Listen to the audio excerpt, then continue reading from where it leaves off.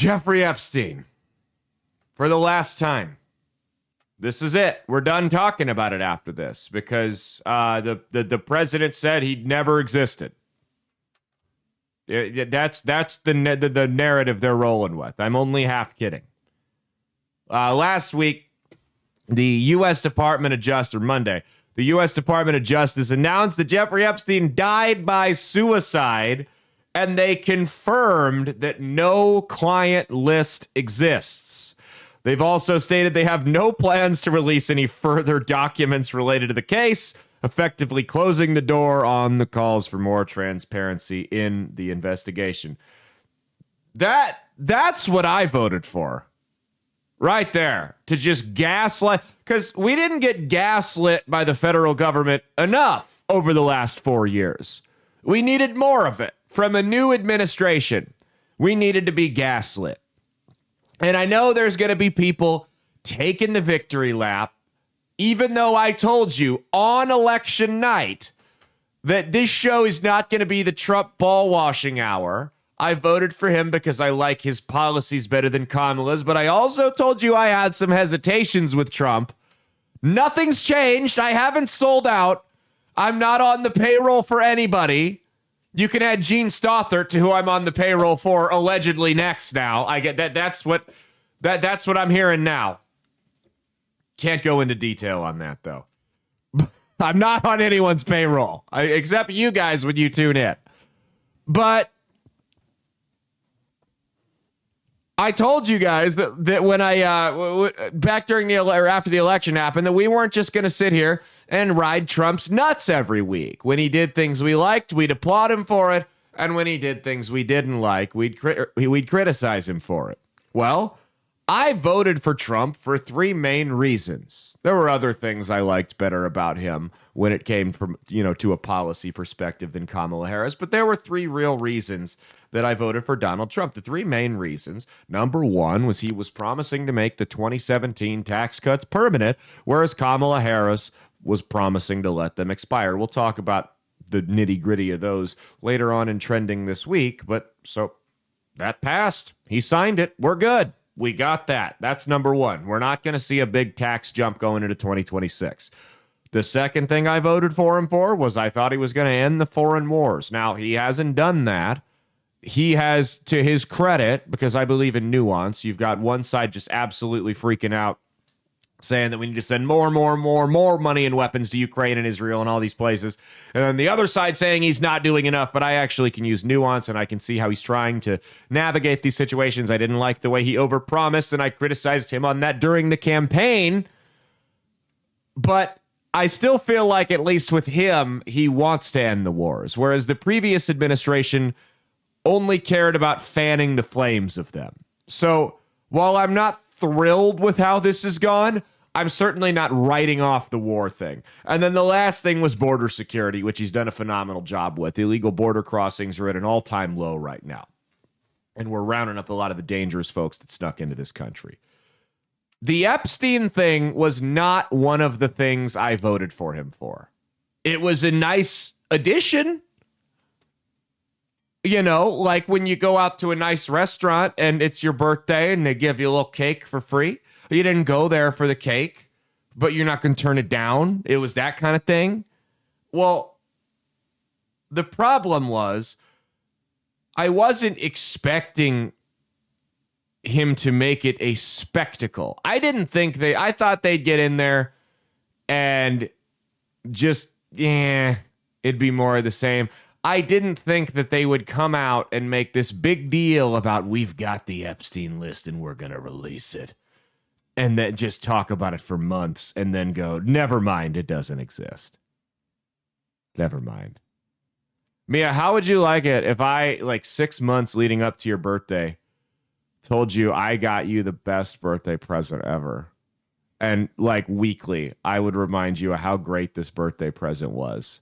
And then your birthday comes and I don't give you anything. And you're like, hey, you going to give me my birthday present? And I'm like, just give me 2 more weeks. I got to review some things. Give me 2 more weeks. And 2 weeks go by. And I'm like, look, I didn't realize it was going to be this complicated. I need more time. And then another month goes by and you're like, hey, so when are you going to give me that birthday present? And I go, what are you talking? I never got you a birthday present. What are you talking about? I mean, how I would be the biggest asshole in the world if I did that, right? Well, that's what the Trump administration is doing to us. Honestly, I'd be like, oh, maybe I just imagined it. Yeah. See, they're hoping that we're all going to pull a Mia with this. The list never existed. Never mind this video from U.S. Attorney Alina Habba a couple months ago. But in this case, in Epstein's case, it is incredibly disturbing. We have flight logs, we have information, names that will come out. Is it going to be shocking? I don't see how it's not shocking that there were so many individuals that were hidden and kept secret and not been held accountable. Let's talk about the reverse. I believe in accountability. So you have to now go through your process. Now, I won't say they're guilty until they go through their time in court. But again, now it's time for accountability. We have seen for so many years, Pierce, in this country, many investigations, subpoenas, testimonies in Congress, et cetera, et cetera. But there's a general frustration with accountability. We take it halfway, we don't take it home. And I really believe that now with Cash and Pam, there will be accountability. Yeah, there's a real problem with accountability. That's right. We take it halfway, but we've never taken it home. That was their critique of the previous administration, which, by the way, was a fair critique because the previous administration did that all the time. And now they're just doing more of the same. Check out this next clip from Attorney General Pam Bondi on one of her 73 Fox News appearances. Does this woman work? She's on Fox News every day. How does she have time to take all these interviews? But this is Pam Bondi and before this whole debacle on one of her, hundreds of Fox News appearances in the last month. Go ahead. DOJ may be releasing the list of Jeffrey Epstein's clients. Will that really happen?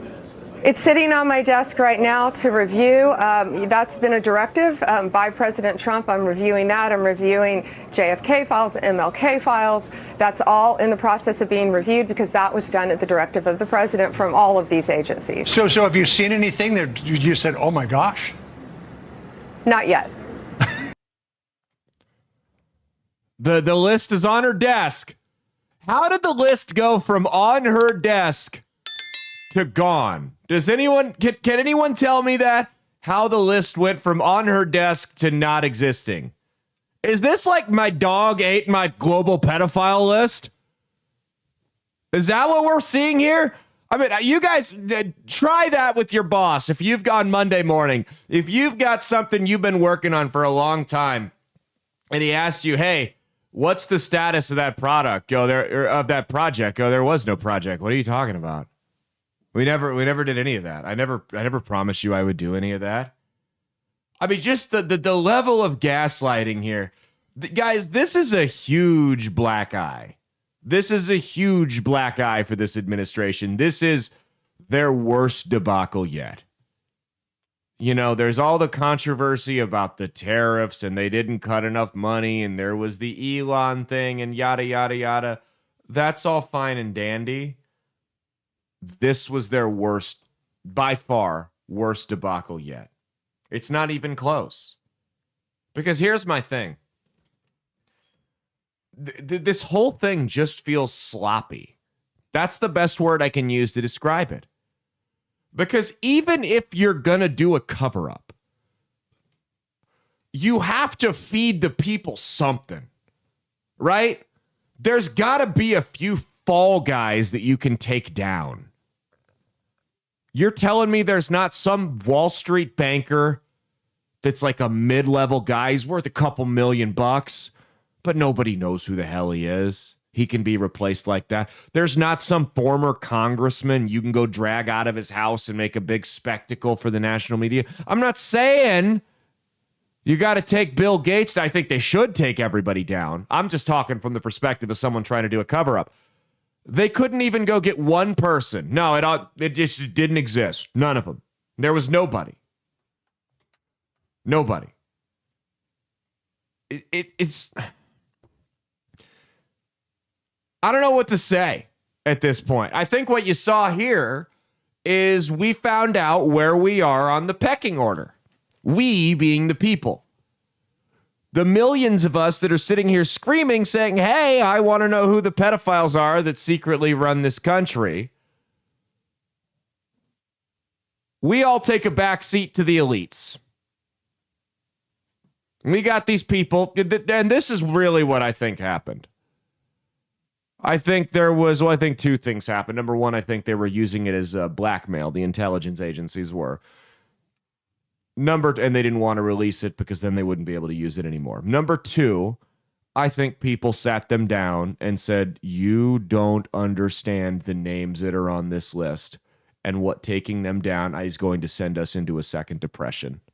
The economic and political fallout that would come from this would send us into another depression. I think that's what happened. And I think they got scared. Because I think people like Kash Patel and Bongino, they go and they talk a bunch of shit. And when they get into office, they go, oh, yeah? That's what you're going to do? The people, the bureaucrats that have been there longer than any presidential administration, they go, that's what you're going to do? You're going to release this list? Oh, yeah, tough guy? Here's what would happen if you did that. And they show them all the names on the list. That's what I think happened there. And we found out that we take a back seat to the elites, to their desires. What we, the people who voted them into office, want, what we want takes a back seat to protecting the elites. And that's disgusting. And that's indefensible. And I'm seeing TDS is a two-way street, guys. I'm seeing people say that, well, so what if Trump's defending pedophiles? It's fine. No, guys, it's inexcusable. I even saw one guy speculate that Trump is a pedophile, but since he's married, he probably keeps his hands off and he doesn't act on it anymore, and that's why it's okay. First off, I don't think Trump's a pedophile. I don't think that Trump is on the list. I don't buy that excuse. Elon Musk said Steve Bannon was on the list. It's ridiculous. Elon, there's pictures of you with Ghislaine Maxwell. I would shut the fuck up if I were you. I don't think Trump would have made it a central issue to his campaign if he were on the list. You don't come in making a big deal about the Epstein list and then not release it if you're on it. Right? You can answer questions when you're asked about it, but you don't come in going, we're going to release the list if you're on it, because you don't want to draw attention to that. This would be like a Streisand effect. It'd be the dumbest political move ever. Susie Wiles is not that stupid as his chief of staff, And you also got to consider they've used everything else. Think of the things they made up to prosecute this guy. They had the Russia collusion hoax. They had the classified documents hoax. They tried to stamp him as an insurrectionist. They had the E. Jean Carroll nonsense where the woman was talking about how sexy rape is and she named her cat vagina. They had the Stormy Daniels hush money. Don't you think that this deep state that has gone out of their way to stop Donald Trump, that has made up bullshit hoax after bullshit hoax after bullshit hoax to take him down, don't you think if they had a nuke that was that damning, they would have used that instead of saying that he gave hush money to a porn star? Doesn't that make more sense to you? You also consider if he were a pedophile, those guys don't like diddle one kid and never do anything again, right? If he were a pedophile, they raided Mar-a-Lago. The FBI and the DOJ did. Don't you think they would have found some type of abuse materials like child porn on his laptop or something like that? Something that they could have booked him with? So no, I don't think that Trump is on the list. I think it's simply that he doesn't want a depression under his watch. And here's my thing. This is what I've said. Normally, I am a pragmatist. I'm willing to understand where both sides are coming from and realize that there's a whole lot of gray in the world. The sexual abuse of children is not one of those issues where there is any gray. I'm going to say this clearly. If the entire foundation of our government and economic system is built on child sexual abuse, then it needs to collapse. That's all there is to it. That's all there is to it. Now here's the footage they released. Because they've got footage outside of Jeffrey Epstein's cell. Go ahead. Here's the footage. Well, watch this. So look at the timer at the bottom, 11:58. Watch it jump. Here it comes. 12 a.m. So a minute's gone. They don't know where it went. And the entire thing is supposed to be 11 hours long, but the footage they released is 10 minutes and 52 seconds long. So there's 8 minutes that are missing from this footage. More than enough time to strangle a guy, by the way, and cover it up. By the way, you don't need to cover it up when you're the one doing the autopsy. It's like when a company investigates itself and finds no wrongdoing. Oh, yeah, we spilled all that oil in the ocean, but we checked and we didn't do anything wrong. Don't you find it a little bit odd that we were told from the Trump administration back in 2019 and the Biden administration over the last 4 years, 2 different presidential administrations, when Epstein died? Don't you find it a little odd that we were told by both DOJs that the cameras stopped working at the hour of his death? And then all of a sudden, when AI hits a new high where they're able to manipulate videos to the point that you can't even tell anymore, all of a sudden we have video. They found it. Don't you find that a little, the timing of that, the fact that it lines up with the rapid advancement of AI video technology, don't you find it a little bit odd that that's when they found this footage? Because they couldn't have faked that video a couple years ago. They can now. And then you have to ask the question, why fake it? I mean, why are they willing to lie for people who committed the nastiest crime known to man? Yes, worse than murder in many cases. The nastiest crime known to man. Here's Caroline Leavitt, the press secretary, what she had to say. Go ahead. DOJ and FBI have now concluded there was no Jeffrey Epstein client list. What do you tell MAGA supporters who say they want anyone involved in Jeffrey Epstein's alleged crimes to be held accountable? This administration wants anyone who has ever committed a crime to be held accountable, and I would argue this administration has done more to lock up bad guys than certainly the previous administration. And the Trump administration is committed to truth and to transparency. That's why the Attorney General and the FBI Director pledged at the President's direction to do an exhaustive review of all of the files related to Jeffrey Epstein's crimes and his death.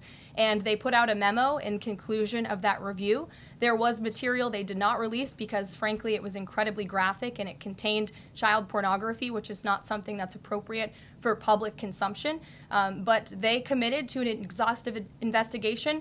That's what they did, and they provided the results of that. That's transparency. Follow up on that, Sure. Caroline. Okay, so It's not transparency. They provided the results of what were left. Because like I said, when you're a big loudmouth who goes around saying before you get into office. By the way, a big loudmouth like Kash Patel, like Dan Bongino, like Donald Trump, all of whom have acknowledged that the deep state, the FBI, the CIA, you name it, are actively working to cover this up. When you talk for 2 months before you take office and a month leading up to the election, the second I get in there, it's all coming out. You give them time to go in and destroy what they don't want you to find. I mean, it's not rocket science. You don't tell your enemy what your next move is. They were probably already going to do it, but you guys going around on every podcast and radio show that would have you talking the same mess about the second we get in there, we're going to roll all of it out. What did you think they were going to do? You guys aren't stupid.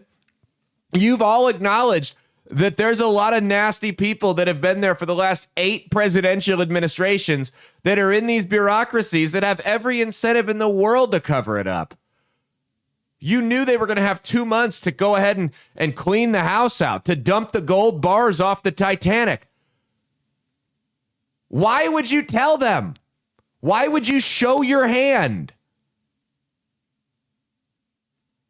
It's like if your kid tells you, I'm going to steal a cookie from the cookie jar before dinner, you put it on top of the fridge where he can't get it. But if you walk in on the kid and he's already snatched a cookie, ain't much you can do. You going to make him throw it up? You can put the cookie jar up afterwards and make sure he doesn't get anything else. But when he doesn't tip his hand, he gets the cookie. So that the director of the FBI is more stupid than a 4-year-old that wants to steal cookies from his mom. That's what we're talking. That's where we're at right now. Less common sense. By the way, Carolyn Levitt, look at this picture. She normally wears a cross on her neck. Notice what's missing. Oh, where to go? Where to go? How come the one time you don't wear a cross is the time you're going up denying everything you said and covering for a bunch of pedophiles? Why is that the one time you don't wear a cross on there, on the stage? Odd timing. You fucking weirdo 23-year-old girl with your 50-year-old husband. What the fuck's the matter with you? Yeah, that's a real marriage. You're not in it for the money and political connections. Very Christian of you. These people make me sick. Every last one of them. And I'm not saying she had anything to do with covering it up. But if you get asked to go out there and take that bullet and lie about something that's that fucking heinous, you hand in your letter of resignation that day. You'll write a book. You'll make millions of dollars. You'll be fine. Speaking of writing a book, if I'm Ghislaine Maxwell's lawyer, I'm going, okay. You can't convict her of human trafficking to no clients. Let's get her out. Where are we doing this? She'll come out of jail, and if she doesn't get killed, she'll write a book that'll sell to everyone on the planet, and she'll make billions of dollars spilling the beans. Let's get my client out of jail. You can't say I was a drug dealer if I didn't have any clients. You can't say I was an arms dealer if I didn't have any clients. You can't say I was a scam artist if I didn't scam anybody. You can't say I was a murderer if I didn't kill anybody. Oh, that Caleb's a murderer. Oh my God, who did he kill? We don't know. We can go on and on with this. So if I'm Maxwell's lawyer, I'm like, all right, let's get her out of jail. Let's do this. They said the videos contain illegal content. It's a deflection. We've never asked. We don't want to see it. Save it for court. But if you've got videos of people doing illegal shit, go and arrest the people in the videos.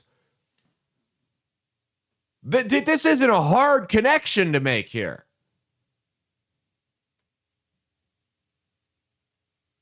Pull up the next one here of Trump and Pam Bondi, this MAGA Barbie. Go ahead, whatever. Jeffrey Epstein, it left some lingering mysteries. One of the biggest ones is whether he ever worked for an American or foreign intelligence agency. The former labor secretary, who was Miami U.S. Attorney Alex Costa, he allegedly said that he did work for an intelligence agency. So could you resolve whether or not he did? And also, could you say why there was a minute missing from the jailhouse tape on the night of the Rubio wants to jump out of his skin. Sure. Are you still talking about Jeffrey Epstein? This guy's been talked about for years. You're asking, we have Texas, we have this, we have all of the things. And are people still talking about this guy, this creep? That is unbelievable. Do you want to waste the time, and do you feel like waste answering? the time? I don't mind answering. I mean, I can't believe you're asking a question on Epstein at a time like this, where we're having some of the greatest success and also tragedy with what happened in Texas. It just seems like a desecration, but you go ahead. Sure. First, to back up on that, in February, I did an interview on Fox, and it's been getting a lot of attention because I said, I was asked a question about the client list, and my response was, it was sitting on my desk to be reviewed, meaning the file, along with the Love JFK, the MLK double speak. files as well. That's what I meant by that. Also, to the tens of thousands of video, they turned out to be child porn downloaded by that disgusting Jeffrey Epstein. It's Child changed porn too. is what they were. Never going to be released, never going to see the light of day. To him being an agent, I have no knowledge about that. We can get back to you on that. And the minute missing from the video, we released the video showing definitively the video was not conclusive, but the Where'd it evidence go, prior bitch? to it Where'd it go? was showing he committed suicide. And what There was is no on that evidence. was a minute that was off the counter. And what we learned from Bureau of Prisons was every night, they redo that video. It's old, from like 1999. So every night the video is reset, and every night should have the same minute missing. So we're looking for that video to release that as well, showing that a minute is missing every night. And that's it on Epstein. Hold on. Okay, so the Bureau of Prisons has cameras from 1999. 1999. So all you guys with Ring cameras, you're more locked down than a maximum security federal prison, evidently. That's what she's telling us. What you just watched there was a masterclass in gaslighting by her. That was when I got to ask Gene Stothert the question about the streetcar and how 2/3 of people in Omaha opposed it, she responded in the same way. She flipped it, came up with information of her own that you had no way to verify, and it was your word against hers, came back at you with a really cold, snappy voice, and stared you down in that bitchy little tone. And dressed you down with that bitchy little tone, excuse me. Did you see how she did that? The way she flipped that on him? On the reporter? Like she made it like it was all child porn. What, do you want to see child porn, you sicko? No, a couple months ago, it was people with the kids on the island. None of us wanted to see it. Why are you guys deflecting to that? Why are you intentionally misrepresenting what we're saying? We didn't ask to see it. I didn't ask you to download it to everyone's phone like the U2 album a couple of years ago. That's not what we're saying. We're saying if there's videos, and they realize that because the press secretary fucked up earlier in the day with the video we played earlier. They realized that. So now it's not videos of people abusing kids. Now it's just shit he had downloaded off the internet, which I'm sure he did have stuff like that on his computer. But that wasn't all of it. You know it. Your press secretary knows it because she said it. Your FBI knows it. But you're going to sit here and gaslight it. I also love how Trump tries to play it off. Are we still talking about the richest and most powerful people being involved in a global pedophile blackmail scandal? Are we still on this? Seriously? Don't you have anything better to talk about? He's like acting like his wife brought something. Like, do you remember that time that you got drunk at my cousin Christy's wedding and you threw up on my uncle? Oh my God, it was 7 years ago. That's what he's treating it like.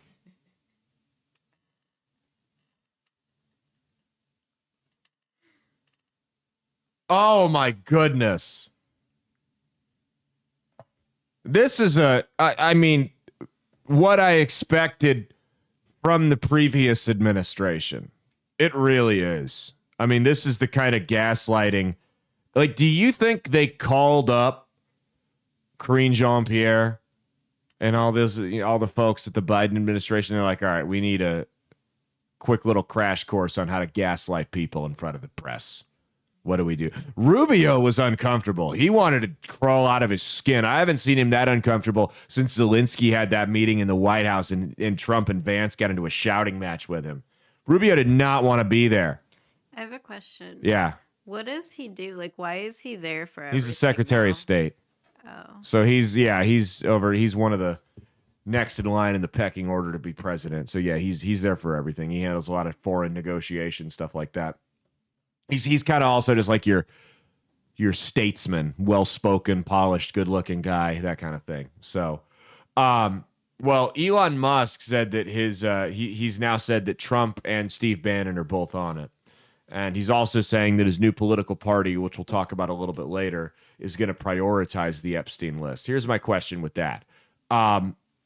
evidently your founder has seen the list because he's now said that 2 people are on it definitively. So why not do it now? I mean, what better way to gain steam for your new political party than to come out and just go, yep, we got the Epstein list here. Here it is. You know, we're seeing people like Jack Posobiec and all these folks that got called to the White House and given the binders for the phase 1 rollout. Remember that we freaked out about because they made a mockery of it. These people are now tweeting, where's the list? Where's the documents? I don't know. Why don't you guys show us what's in those binders they gave you? Let's start there. You know more. Don't ask me. You know more than I do. Here's the worst part about this, though. Because I don't think Kash Patel and Bongino are swamp creatures. I don't. I think the worst part about this is that those 2 guys got in there and they actually did a lot of good. Big, stupid, ugly ogre. That was a good one. It wasn't Fetterman, though. But that was but they did a good job when they got in there. And they really have run out a lot of what I call institutional rot in the FBI. That's an objective fact. They've shut down a lot of the woke DEI crap. They've cut wasteful spending. They've prioritized agents out in the field and going out and busting crimes. You can look at this. I mean, they've busted over the last couple months hundreds of human traffickers and child pornographers. By the way, they've saved hundreds of missing kids. Those are real things that you can track.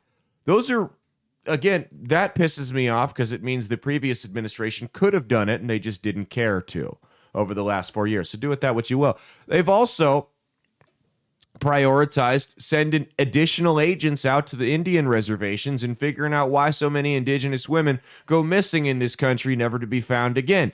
They're in terms of how they investigate crimes in the field, they're objectively doing a good job. They're bringing attention to issues that have been ignored for far too long in this country from a criminal justice perspective. The problem with with that, though, is they fucked up the one thing they couldn't have afforded to fuck up. All the good they've done, that they could eliminate crime as a whole in this country over the next 4 years.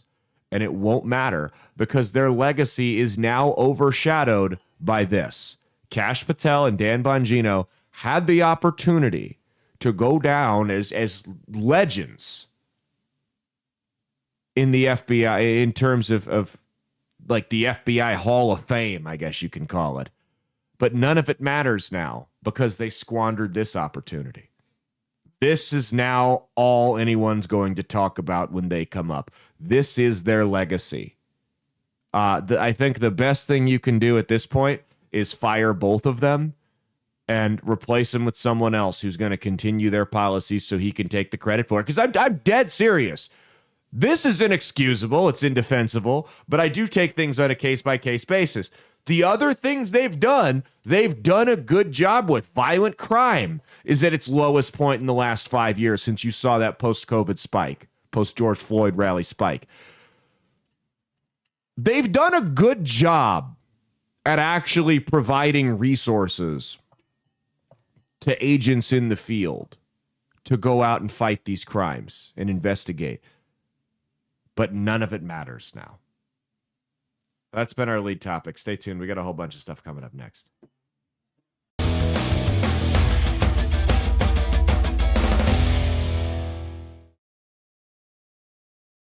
Hey, thanks for watching. If you liked what you saw, be sure to click the link in the description to get the full episode on Rumble. If you prefer to listen along, you could actually get us on Spotify, Spreaker, and iHeartRadio. You can also go to www.outlawstreamers.com to learn more about not just my show, but tons of other great shows and all the exciting projects they have coming up. Follow my socials at Caleb Isn't Funny on Twitter and Instagram, at Caleb Salvatore Comedy on the Chinese Spy app that is TikTok, and be sure to like and subscribe to this YouTube channel. Thanks, and we'll see you every Saturday for brand new episodes of That's Based. Peace.